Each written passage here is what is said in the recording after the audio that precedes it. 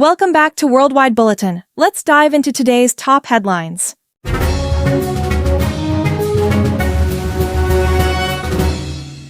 The biggest revelation from this call was Russia's unexpected agreement to a U.S. proposed ceasefire. According to Kremlin sources, Putin has instructed Russian forces to halt attacks on Ukraine's energy infrastructure for 30 days. In return, Ukraine has also agreed to suspend strikes on Russian energy facilities. This development signals a significant shift in the war, as previous negotiations had repeatedly failed to reach a ceasefire agreement. Both leaders acknowledged that the war needs a sustainable solution rather than endless military confrontations. However, skepticism remains. Many experts question whether this temporary truce is a genuine step toward peace or simply a tactical pause for both sides to regroup. Another critical aspect of the Trump-Putin discussion was the status of the Black Sea. With Ukraine's naval forces struggling against Russian dominance, the U.S. has been pushing for stronger security guarantees in the region. Putin and Trump reportedly agreed to initiate technical negotiations regarding military activity in the Black Sea. The idea is to prevent further escalation and avoid direct military encounters between Russian and NATO forces.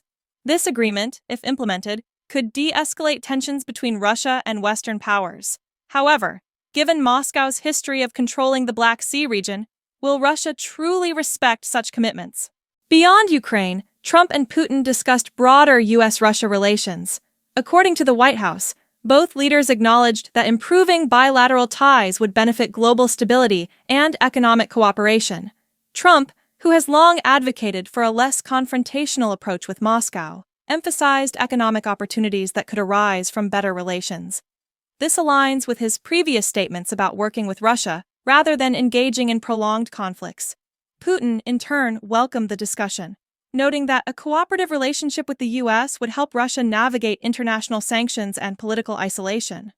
However, many Western leaders remain cautious, fearing that such diplomacy might come at the cost of NATO's strategic interests. While Trump and Putin discussed peace efforts, NATO allies were carefully watching. The European Union has consistently backed Ukraine, providing military and financial aid. Any shift in U.S. policy could significantly alter the balance of power in Eastern Europe. Interestingly, British Prime Minister Keir Starmer revealed that several European nations are prepared to send troops to Ukraine as part of a peacekeeping coalition if a ceasefire agreement is reached. Over 30 countries have reportedly expressed interest in this initiative.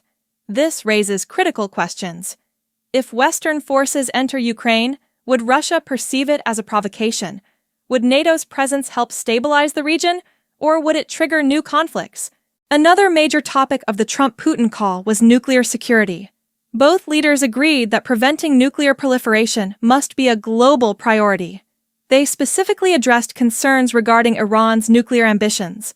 Putin and Trump shared a rare moment of agreement, stating that Iran must not be allowed to develop nuclear capabilities that threaten Israel or regional stability. This aligns with Trump's long-standing stance against Iran's nuclear program. While Russia has historically maintained relations with Iran, its growing ties with Israel and the West may influence its position. However, will Russia actually take action to limit Iran's nuclear ambitions? Or is this just diplomatic rhetoric? The Trump-Putin conversation has triggered mixed reactions worldwide. Some European leaders see this as an opportunity for de-escalation, while others fear that Washington might be moving closer to Moscow at the expense of Ukraine, and NATO CNN labeled the call a critical test for Trump's ability to negotiate peace, while German media described it as one of the most anticipated diplomatic moments in recent years. The British press referred to it as the most important phone call in the world today. Meanwhile, inside Russia, government officials praised the discussion as a step toward easing tensions. Russian media portrayed the call as a diplomatic victory for Putin, showcasing his ability to engage with the U.S. on equal terms. While a 30-day ceasefire has been announced, the bigger question remains. What happens next? Will this temporary truce lead to genuine peace talks, or is it merely a strategic move for both sides? Ukraine remains deeply divided on the issue. President Zelensky has not made an official statement endorsing the ceasefire, and hardliners within the Ukrainian government continue to push for stronger military action. Meanwhile, Ukrainian forces are skeptical about Russia's true intentions. On the Russian side, Putin's government insists that any long-term peace deal must include guarantees that Ukraine will never join NATO. This remains a major point of contention in the conflict.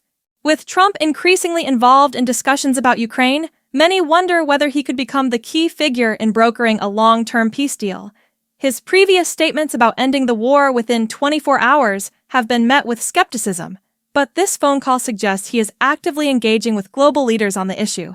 However, critics argue that Trump's approach to Russia has always been controversial.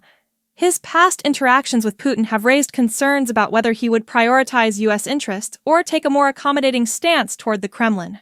Regardless of political opinions, one thing is clear: if Trump does manage to negotiate a lasting peace, it would be one of the most significant diplomatic victories of the 21st century. As the world watches the outcome of this historic conversation, there are still more questions than answers. Will the ceasefire hold? Can the U.S. and Russia truly improve relations? And what role will NATO play in shaping the future of Ukraine? The geopolitical landscape is shifting rapidly, and every decision made in the coming weeks will have profound consequences. As always, we'll be here to analyze every development. What do you think? Is this the first step toward peace, or just another temporary pause before further conflict? Let us know in the comments below. And don't forget to like, subscribe, and hit the notification bell for more in-depth geopolitical analysis.